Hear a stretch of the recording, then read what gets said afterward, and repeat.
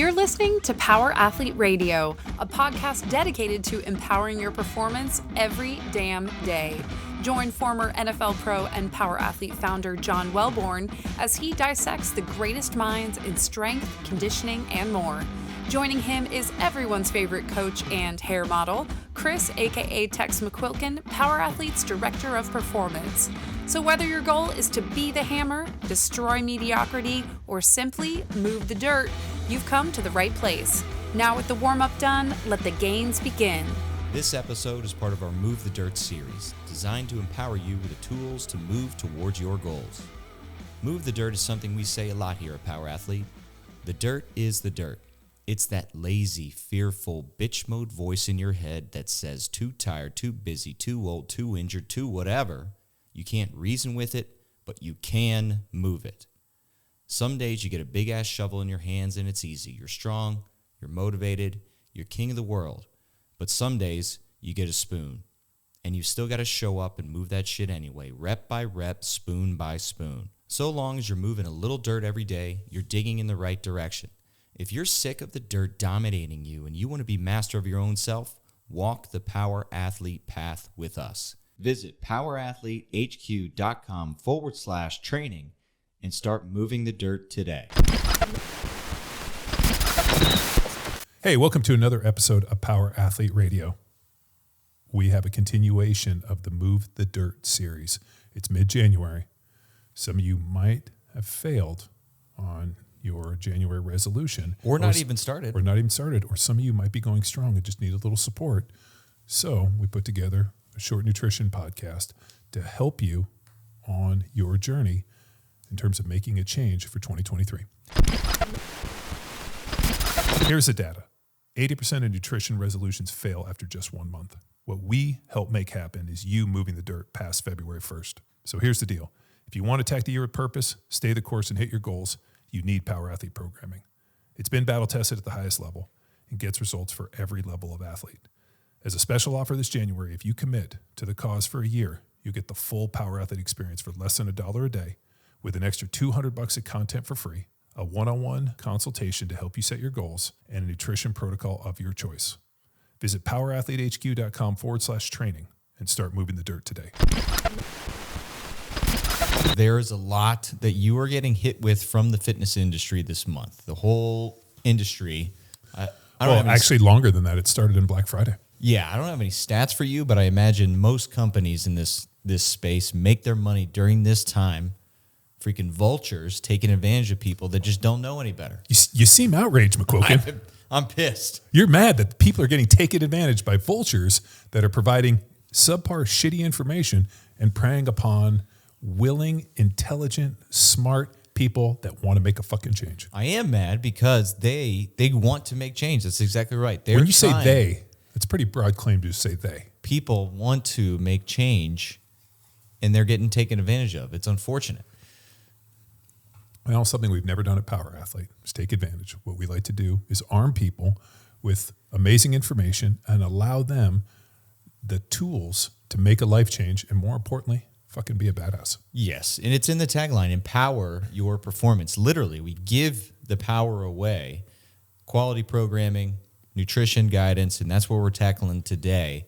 In the realm of nutrition, we're going to go to battle with some bullshit that the fitness industry is throwing at you.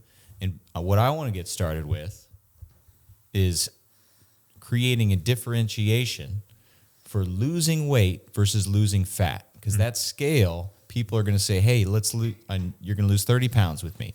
And we're here to say, okay, let's take a step back and understand it's not just the weight on the scale. What does it really mean, John? So when we say, let's lose weight, what are we really trying to do here? Oh, man, there's a lot to unpack. There's a few different levers or layers to this. We can lose weight. I mean, put somebody on a starvation diet and they will become a smaller human. I mean, it's pretty true that if you eat less over a long period of time and you're consistent, the scale weight will come down. And, especially if you put people into a, advanced exercise program, it's forcing them to burn a lot of calories. But the issue comes down to losing weight is not always as beneficial. But then we also have to think about the difference between losing weight and losing fat. I think when most people are looking at losing weight, really what they're talking about is losing fat, or if we take that a step further, reducing their body fat percentage. When you ask people like, how much fat do you want to lose? I think they kind of shrug their shoulders. More? I think most people would benefit, and I've been on this train for a long, long time, to putting on muscle. If you think about body fat as a percentage of total body mass, if we add muscle to it, and I've never seen anybody, both man or woman, that didn't look better with 5 or 10 pounds of muscle on them. Now, we've worked with a lot of people that have really wanted to lean out and drop body fat, and we've done it, unfortunately. We've also leaned some people out where all of a sudden I thought they looked worse because they hadn't done the work on the initial, progress side to develop the muscle and have the, thickness, the size, the musculature, done the work, so that when you strip it all down, you end up having something good hiding underneath it. Yeah, and we've witnessed folks that they misinterpreted the goal of losing weight for one competition or another, and the set amount of time that they dedicated to get down to said weight, and they stopped lifting weights. So it was all about the scale at that point. And when the DEXA came in, didn't look very pretty, and then we're observing, didn't look very pretty. So they're less able to be useful, not as strong, not as fit, but then they hit their scale weight. So then they were satisfied? I'm not buying it. No, there's a bit of a weird misconception, and more importantly, I think it's a misnomer. People look at themselves in the mirror, they step on the scale, let's say it's 150 pounds, and then they've created this image in their mind that if only they can weigh 135 pounds, they'll meet their goals and they'll be the person they want to be. The problem comes down to, if the only measure of success is what's on the scale, it doesn't matter if it's body fat, muscle, cutting a limb off, anything, shaving their head, anything that they can do to reach that scale. The problem is when they hit that weight, a lot of times the finished product and what they have is not something that they're happy with. I really think that most people want to look like they actually train and work out. I have never met anybody that's like, you know what? I want to look like an emaciated marathon runner that doesn't look like they do anything. Well, and I want to be skinny fat. Bale. It's a weird deal. I really think most people, especially like within the, social media, Instagram, whatever's going on in this world, very visual. I think people want to look pretty fit. I think they want to look strong, and they want to look like they actually do something. And unfortunately, just losing a few pounds isn't necessarily going to translate. People want to be pretty fit, so it's going to have to involve doing something that looks like lifting weights, doing some form of, conditioning type work, and potentially putting on more muscle, which I think ends up making everybody a lot happier. I'm telling you, take my word for it. If you put on 5 or 10 pounds of muscle, everybody's going to be a lot happier with the finished product. So let's give away the information. What are the basics for building muscle from both a nutrition and a training perspective? So if you take our 150-pound person and they were to put on 5 or 10 pounds of muscle, and I'm going to guess based on their body fat, instantly their body fat's going to get cut in half, and they're going to look a lot better. So if the goal is to put on muscle and not just necessarily lose body fat, which is also a cool deal because it happens almost as a byproduct, that the more muscle you carry, the greater thermogenesis, the more your basal metabolic rate goes up. Everything tends to look better when you can carry more muscle in relation to body fat, and that's within a percentage. So, and the reason being is fat's extremely oxidative. So if our goal is to put on muscle, we got a few levers to pull. One, we got to eat a high protein diet. So the way that bodybuilders have been getting in shape since long before Arnold Schwarzenegger and the way guys get in shape still today is eating a high protein diet in caloric restriction. Now, how they get into caloric restriction is going to depend on a few factors. They can either eat less, or you can exercise more, or you can do kind of a balance of two, which is what we really recommend. I don't believe in massive deficits in calories consumption, because people can only do that for a short amount of time, and then there's a rebound effect, or more importantly, people go crazy, and then all of a sudden they fucking binge and splurge, and we go off the rails. So what we found is creating a modest deficit in calories consumption, and then allowing the individual to train into a greater caloric restriction, doing things like lifting weights and training, and doing some zone 1, zone 2 aerobic work, just to allow the person to keep moving and to get into a little bit of a caloric deficit. I mean, the research is pretty conclusive when you look at something that is called NEAT, which is non-exercise activity thermogenesis, where they did research and they found that people that fidget and move all day end up burning anywhere from 10 to 30% more calories than people that don't. So if you sit down and you don't move, you're going to have less ability to do it. All you have to do is look at kids, especially like young kids, like 2 and 3 year olds. They never stop moving and they burn through a ton of calories. As people age, they tend to move less.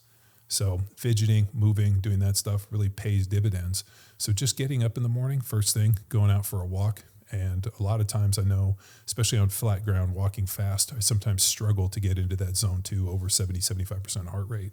So for me personally, getting on, whether it be an echo bike or an assault bike, I can actually manage that a little bit better. But I also change it up. I like to take my dogs for a walk, and I like to do that type of stuff. I found that if I can get up and do some form of aerobic exercise early on, and I'm not talking about fasted cardio as some magical myth, because the research is pretty conclusive that it doesn't matter if it's fasted or unfasted. But just for me personally, getting up and either taking my dogs for a walk or getting on the bike for 20 or 30 minutes, hitting some zone 2 stuff, ends up being extremely beneficial for me trying to lean out. And then, basically understanding how many calories to consume and kind of balancing into it, then using the scale as a way to, match with what I'm doing is working.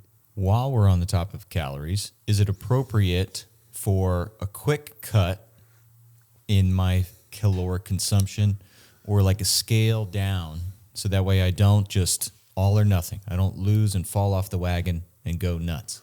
Well, so even the best estimates, when we look at basal metabolic rate and start calculating for energy expenditure for exercise, is still going to be a guess. We can get pretty damn close, but the only way that we're going to be able to really get on paper and figure out if it's working, because even the calories that we consume are estimates.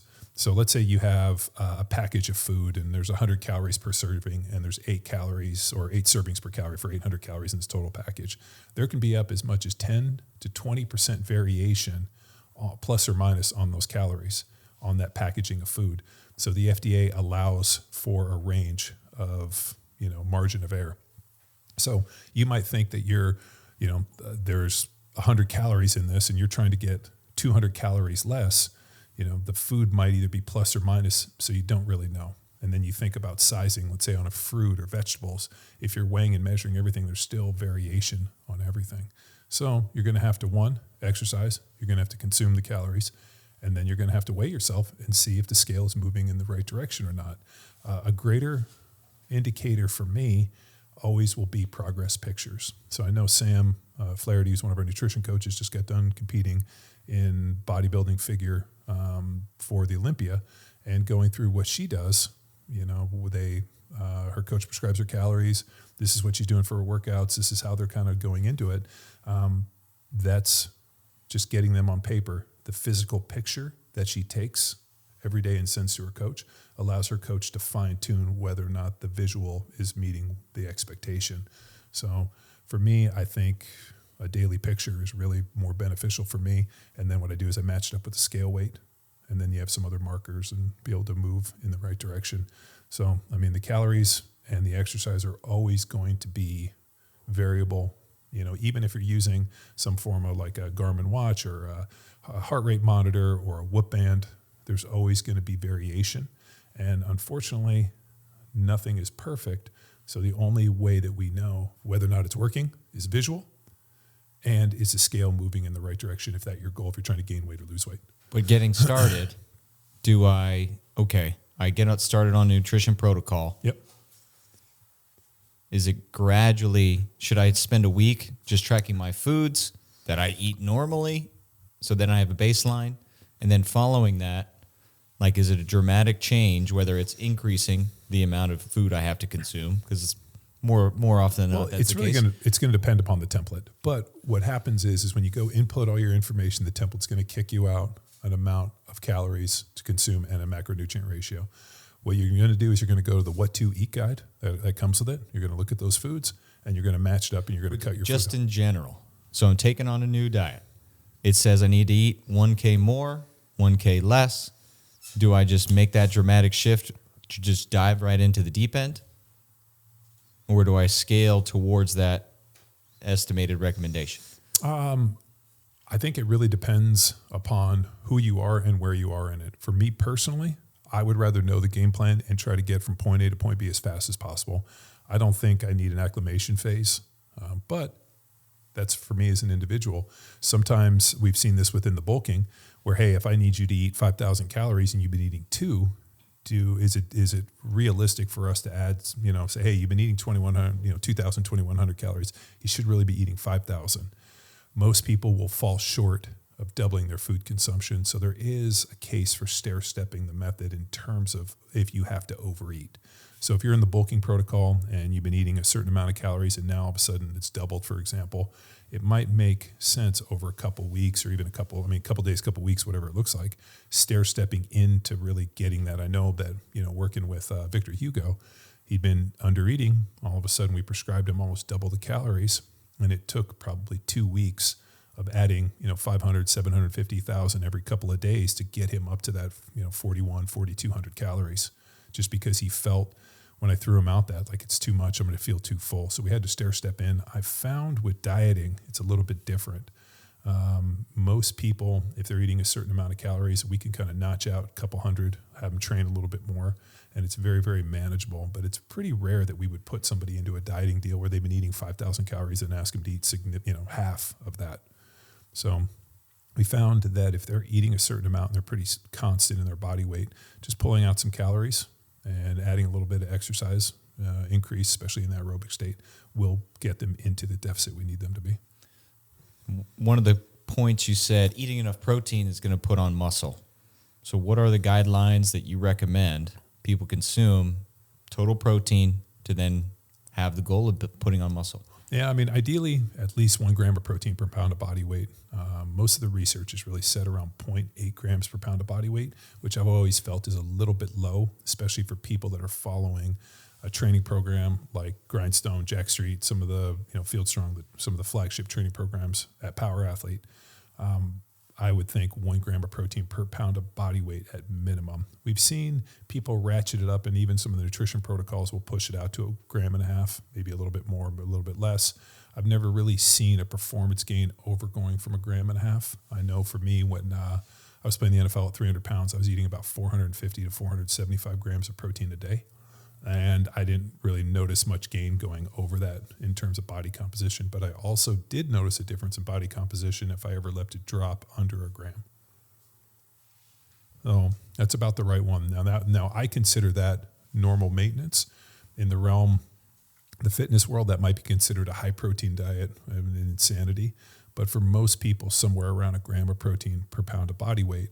And especially if you're in caloric restriction, you're going to need more protein, because protein is not only satiating, which means that you're not as hungry, but it's also muscle sparing, which means, like I've said, if you're eating a high protein diet and caloric restriction, it's next to impossible to lose muscle.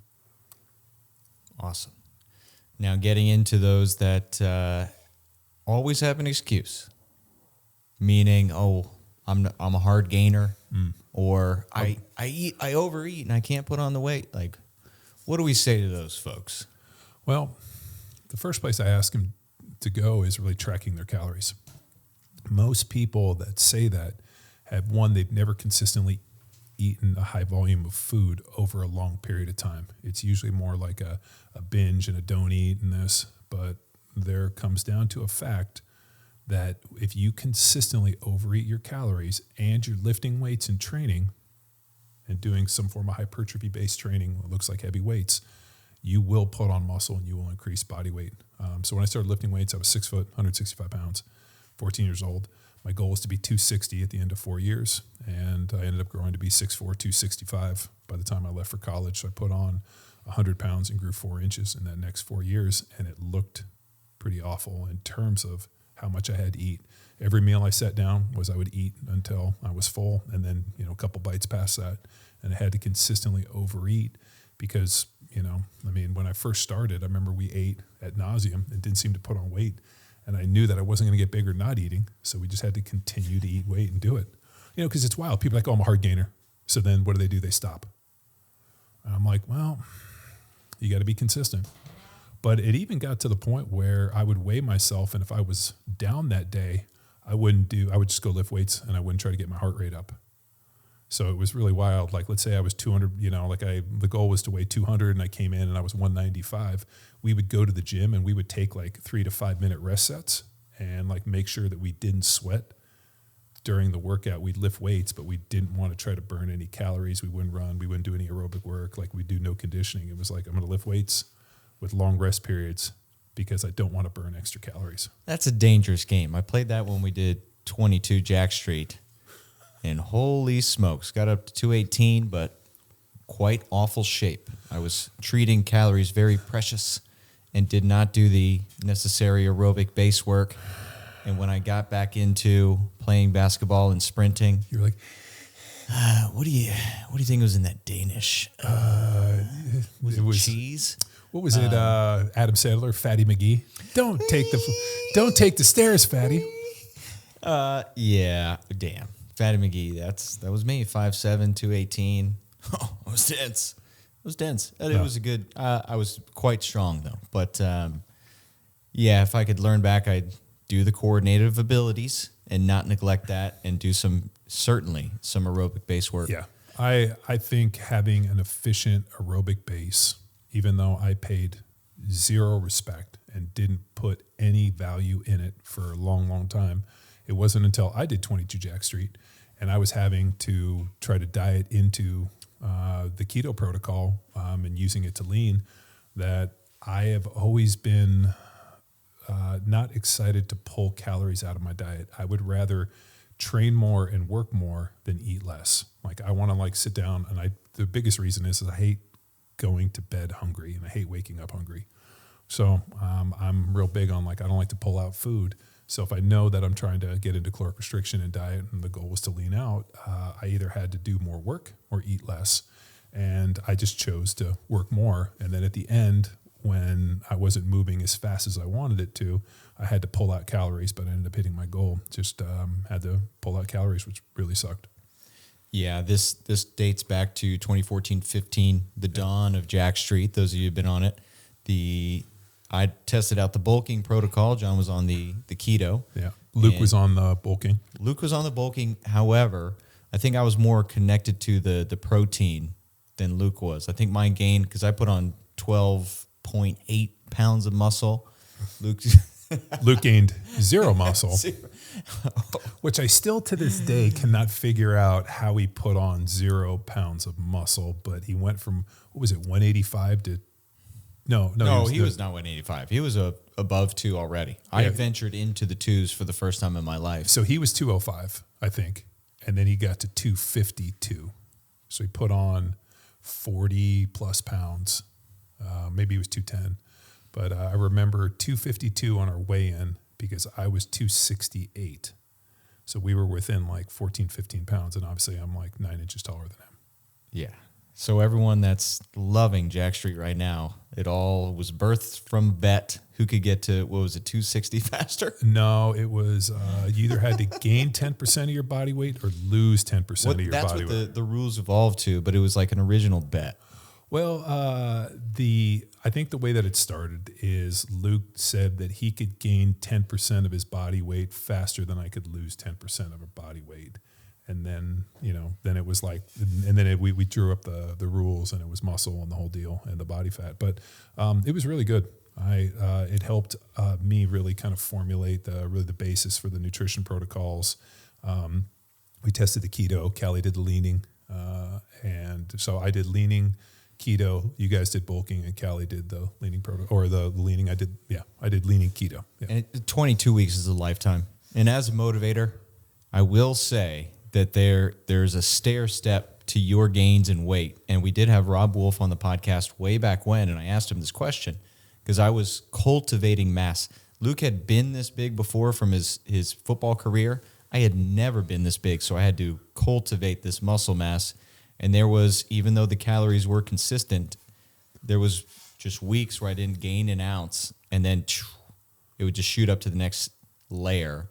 But there was a time when I was, putting on this mass for the first time ever. Now I'm sure I can get there quicker because I've been there, but your body, some dark days. It's a really fascinating, your body's really, really fascinating for a few reasons. Like think about technology, right? Like think about just even computers, right? A 3 or 4 or 5 year old computer doesn't even run on the same operating systems. I mean, doesn't even download apps. I mean, cameras. I mean, every piece of technology has about a 3 to 5 year. Think about a cell phone. Human beings are the only form of technology on the planet that effectively we have the same operating system that we've had for thousands of years, and yet is still able to stay technologically advanced and adapt. So the body's pretty damn sharp. And when we think about like AI and technology and the way fast things are happening, I'm like, there is no form of technology on the planet that you could literally take today, transport back 40,000 years ago, that would operate in the same way. So, I mean, other than humanity, so the body's pretty sharp.